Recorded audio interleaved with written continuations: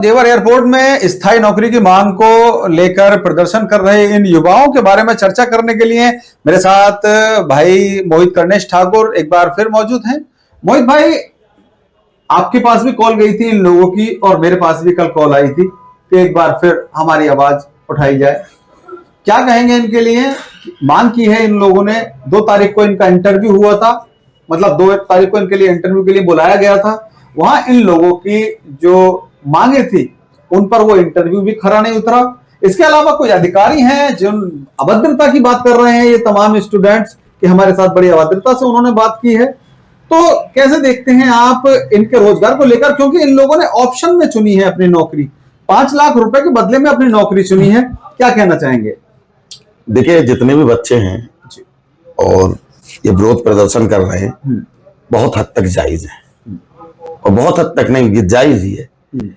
क्योंकि जब एयरपोर्ट आया तो 5.5 लाख रुपए मुश्त, एक मुश्त और या फिर नौकरी, ये प्रावधान था। आपने देखा होगा, सुना होगा।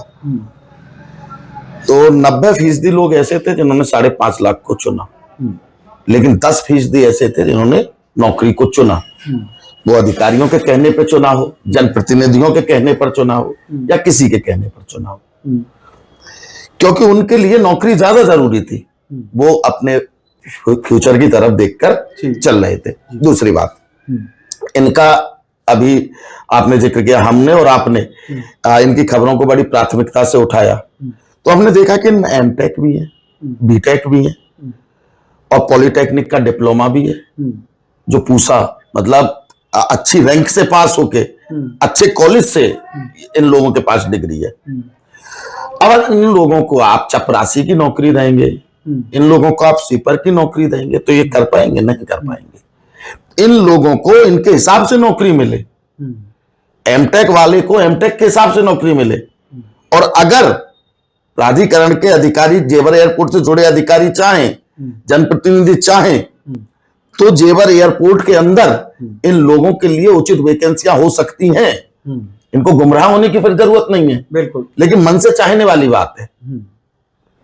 तो मन से चाहना पड़ेगा, अधिकारियों को इनकी तरफ देखना पड़ेगा, क्योंकि ये बहुत सक्षम और बहुत पढ़े लिखे लोग हैं। दरअसल इन लोगों ने बात की थी अंदर अधिकारियों की, 2 तारीख के जो इंटरव्यू वगैरह चल रहे थे इनके, तो इन्होंने वहां सक्षम अधिकारी, जो हमारे जेवर तहसील स्तर के सक्षम अधिकारी थे वो मौजूद थे, प्लस एयरपोर्ट के जो बड़े अधिकारी थे वो मौजूद थे। तो उन लोगों ने इन्हें नौकरी देने के लिए बुलाया था इंटरव्यू के लिए। तो इन लोगों ने वहां क्लियर अपनी 3 मांगे रखी थी कि भाई हमें नौकरी नियाल से संबंधित होनी चाहिए, और मतलब कंपनियां रखी थी, और इन लोगों का कहना थी कि जिन लोगों को वो नौकरी हमें देना चाह रहे हैं वो कंपनियां ही इस लेवल की नहीं है कि उनका ये नहीं पता है कि वो कब तक जेवर एयरपोर्ट में टिकेंगी। तो फिर उन लोगों के साथ कहीं ना कहीं ये व्यवस्था थोड़ी सी डगमगाई हो सकती है कि भविष्य में फिर उनके साथ में ये लोग तो एयरपोर्ट वाले जो अधिकारी हैं एक बार उन्हें नौकरी देकर छुट जाएंगे कि भाई हमने आपको नौकरी दे दी, अब आप करें ना करें। लेकिन जो मकसद था उन लोगों का जेवर एयरपोर्ट में नौकरी करने का, वो कहीं ना कहीं धूमिल होता है।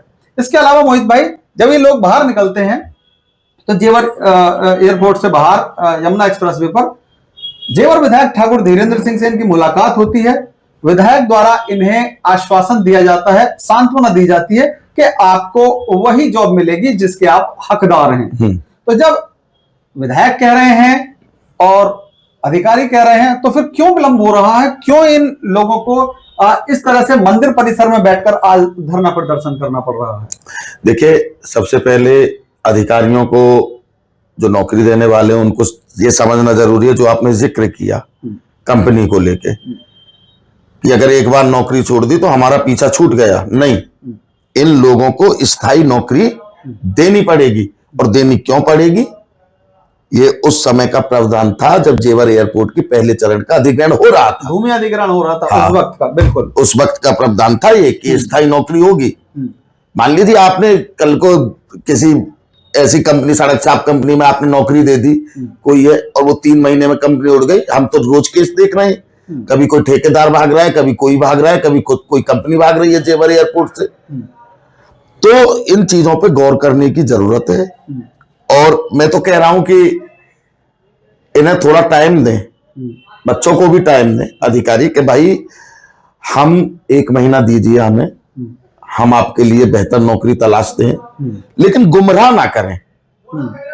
बच्चे मान जाएंगे। ये दरअसल 350 के करीब बच्चे हैं। हाँ। और जेवर एयरपोर्ट में एक बहुत बड़ा प्रोजेक्ट है, बहुत बड़ा है। इन बच्चों का कहना है कि हमें 8 साल हमने इंतजार कर लिया, हम और थोड़ा इंतजार कर लेंगे, लेकिन हमारी लाइफ सेटल हो जाए, कम से कम ऐसा हमारे लिए कोई प्रावधान निकाला जाए।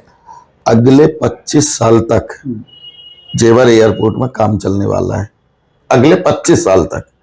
अभी ये पहले चरण का अधिग्रहण हुआ, पहले चरण के अधिग्रहण में भी काम पूरा नहीं हुआ है, अभी दूसरे का होगा, तीसरे का होगा, चौथे चरण का होगा, 4 चरणों का अधिग्रहण होगा।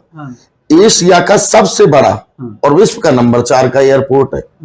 कितना लंबा दायरा है इसका, 1 रनवे 7-7 रनवे इसमें।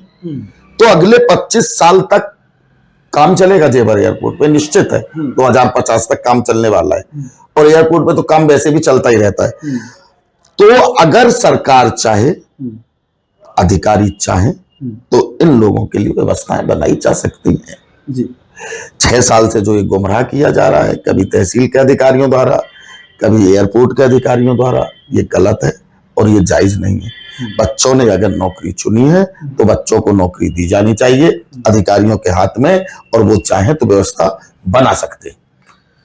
तो व्यवस्था बनाई जा सकती है, व्यवस्था बननी चाहिए। इसके अलावा जिन सज्जन का नाम लिया है इन अधिकारियों ने, मैं उन्हें बता दूं कि आप एयरपोर्ट के सक्षम अधिकारी हैं, आपको बच्चों से थोड़ा सौहार्द से वार्ता करनी चाहिए।